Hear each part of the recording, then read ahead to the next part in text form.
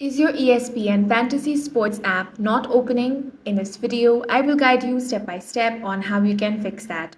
First thing you want to do is make sure your app is updated to the latest version. For that, open up Play Store. Now search ESPN Fantasy Sports.